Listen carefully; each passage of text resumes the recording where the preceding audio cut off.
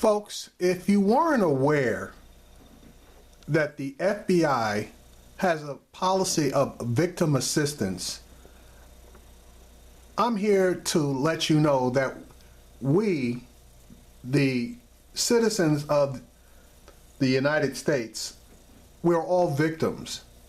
And the FBI has failed in their duty to provide assistance to all of us. We're victims because the FBI, up until recently, has not done its job in informing us of the number of killings by the police.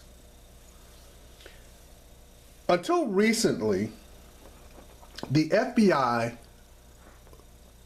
on their website was putting out erroneous figures about police killings. But several print mediums started taking it upon themselves to try to track the murders or killings by police officers. And they were fairly successful. They were so successful that the FBI started doing its job. And by the way, the FBI was supposed to be tracking killings, shootings actually, and killings by police as part of that 1992 crime bill. But they didn't enforce the requirements of the police departments to provide those statistics to them. And they could have very easily by threatening to withhold all federal funds to police departments unless they actually complied. Now, the funny thing about it was that when that HB 2 law in North Carolina came into existence, the Justice Department, which the FBI is underneath, threatened to bring down the full force of the United States government on the state of North Carolina, i.e. withholding funds from their educational systems, highway funds, and yes, funds to their police departments unless they backed away from that law. Now, I don't believe that they have actually done anything at this point, more so because the educational institutions, i.e. University of North Carolina and other universities that receive federal funding, said that they would not abide by HB 2. And various other organizations basically said the same thing. Now, that being said, the Justice Department is capable of accurately reporting on police use of force. And as I indicated previously, it just never tried. The federal government has now revamped its program for counting the number of people killed by police every year, and that has revealed what most of us already knew, that the FBI had been vastly underreporting the number of deaths in police custody for years. The Justice Department's Bureau of Justice Statistics released a new study last week detailing that their new methodologies, which go far beyond the previous practice of relying on states and local law enforcement agencies to voluntarily self-report their data regarding deadly use of force. The rebooted Arrested Related Death program launched in 2003, but temporarily suspended because the government had been sufficiently embarrassed about its failure to accurately document the many instances of government employees, i.e. police, exercising the ultimate in government power, translation, shooting and killing people. It now reviews open information sources, including news outlets and official agency documents, to identify potential arrest-related deaths. According to the summary attached to the BJS's study, that's the, what does the initial stand for? I need to go back. Oh, I'm sorry. It's the Bureau of Justice Statistics, BJS. Okay.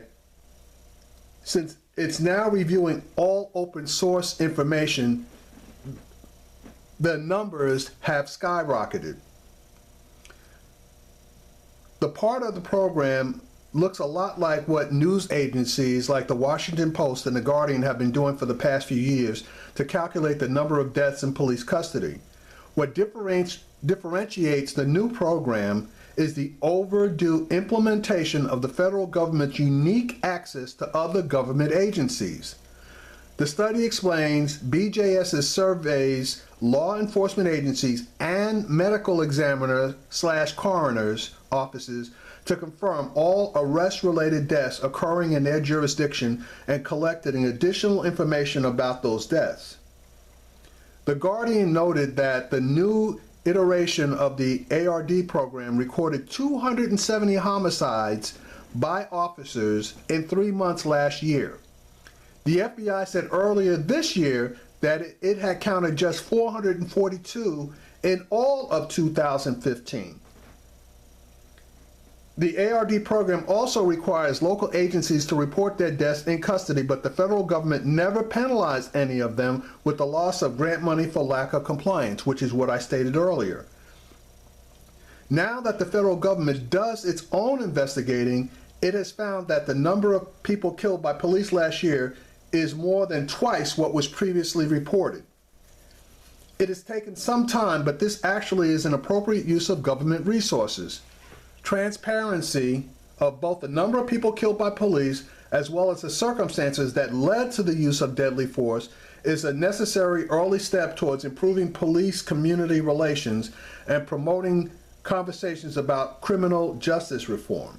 So now, and I have to go on to the actual FBI site to see what the updated numbers are going to look like.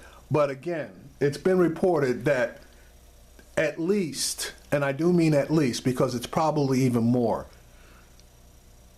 but at least twice the number of people that the FBI was initially reporting as being killed by police, at least twice that number is the actual number. So when they talk about a war on the police, which is bullshit, the police themselves track all the deaths of either current or former police officers. And the last time I looked, for 2016, that number is running around 60. But if the number of actual people killed by police is in the hundreds, if not in the thousands, this is something that we definitely need to look at, and we need to get up the police officers' asses and the Fraternal Order of Police and various police unions, because all they want to do is shield their members and claim that police are infallible. And I think we all know that police definitely are not infallible. And for the most part, they're human just like we are, and in some cases, probably less than human.